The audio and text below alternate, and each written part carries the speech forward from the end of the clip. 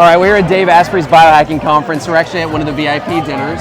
So we're in this really amazing, naturally fueled environment where people have been biohacking all day and they feel great. We're actually serving Tru Kava over there at the bar. We have a lot of people that are like drinking less alcohol or not drinking alcohol at all. So it's just a really, really great example of just a really positive atmosphere where some amazing things are happening culturally. So I kind of think of this as like a microcosm of what's to come in the culture, right? People are really starting to get this, like wanting sort of long-term, sustainable, elevated states that they can bring up from within, right? Yes. So it's really incredible. So we were talking about this because you were at my talk yesterday. Yes. You know, and we were thinking about this, so we were having this conversation about kava and like what is it and all this type of stuff. We just got that from the bar. So what has your experience been with it so far? Like, how do you feel? It's great. I've been sober curious for a long time. I've gone, a long time without having alcohol and drinking NA drinks. But what I find is you go to restaurants, you go to sporting events, you go to anywhere, and it's difficult to find options. And so I saw that you were speaking, and I thought, I'm going to go check out. I've never had kava. So after the talk, I went to the booth, and I walked up and I said, I wish that you guys offered something portable, because I can't be bringing in cans to places.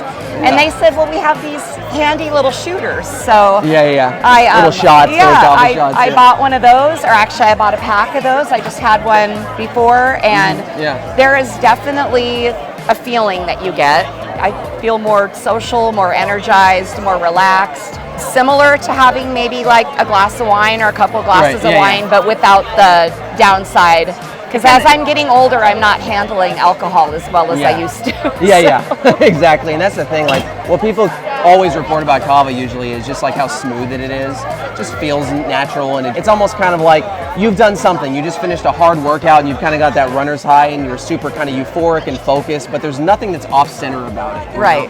You just kind of feel grounded, and you feel like you could just like lay back and have, an authentic conversation with friends or loved ones or whatnot. And it just kind of washes over you in a subtle but yet like really meaningful way, like a tangible way. Large amounts of kava even can actually hit you pretty hard, but it hits you like a pillow, It's not like you're not drunk. Well, that's good. You're not out of it. You actually just like feel like more of yourself. That's like that's the general thing. I'm from Colorado, so we were one of the first states, obviously, to legalize marijuana. Yeah. And I think a lot of people like me thought, well, we don't want to drink anymore, so we'll switch over to one of the tonics that has THC, light amounts of it or whatever. And to each his own, but that is not something that sits well with me. I don't enjoy that feeling. It makes me feel out of control. It makes me feel more anxious. Yeah. So it was always just go back to the alcohol, go back to the couple glasses of wine.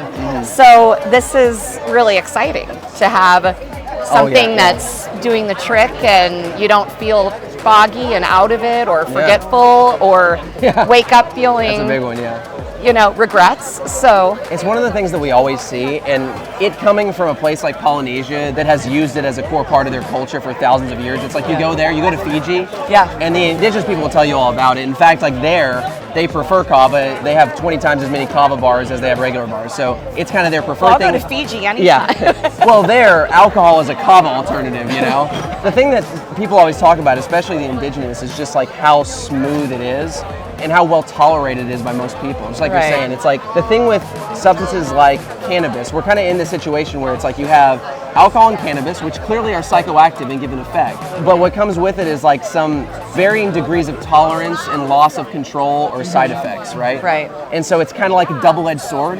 So they kind of become somewhat of like a guilty pleasure to some degree. As where kava is like pretty much everybody can tolerate it. Right. And it just kind of offers that smooth effect that's good and great. Yeah. So it's incredible. I'm glad you loved it. Really, I love it, and I'm really glad to find the kava bar over there this evening. So it's a nice alternative. So thank you so much. Thank you so much. I really appreciate it. If you like this information, thank you so much for supporting us in the Tru Kava movement. Be sure to subscribe and hit the notification bell. Thanks, guys.